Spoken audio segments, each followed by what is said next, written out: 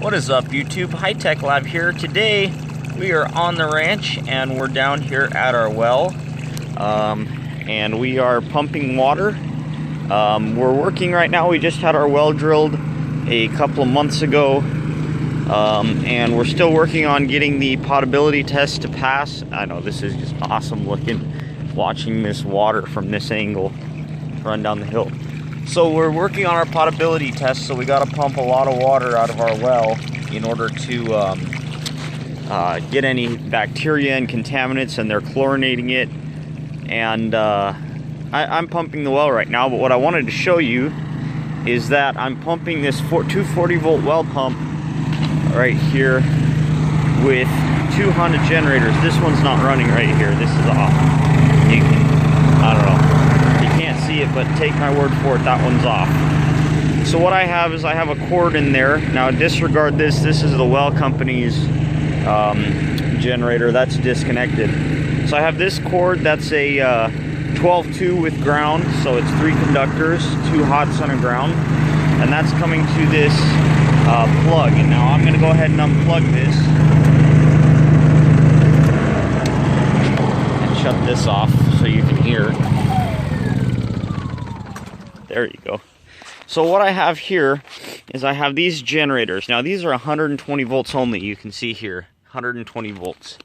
And I have the hot from all 3 of them connected together in this junction box. And that's how I parallel them instead of using the parallel output ports.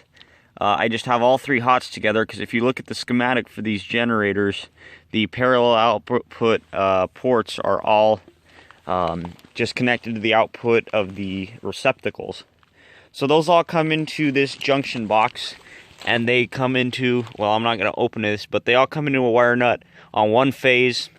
So there's 3 hots, and then another hot carries out in this 10-3 to this autotransformer, which takes one leg of 120 volt and creates the second leg, so you have 240 volts. And then that comes into this NEMA 1450 50 amp 250 volt receptacle, and this is the SolarEdge auto transformer. If you're following the channel, you may have seen this already, and that's going and running this 240 volt well pump. I think here's the information on this. So this is a 3 horsepower pump. So now I'm gonna go ahead and start these 3 generators up and get this well pump going. So when I'm starting these generators, I start the big one first because it's electric start and it's easy.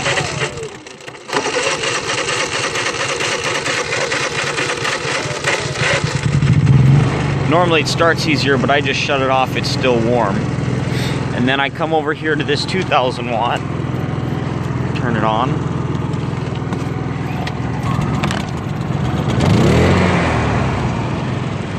And then this third one, because to start the well you need all 3 because it's got a big startup.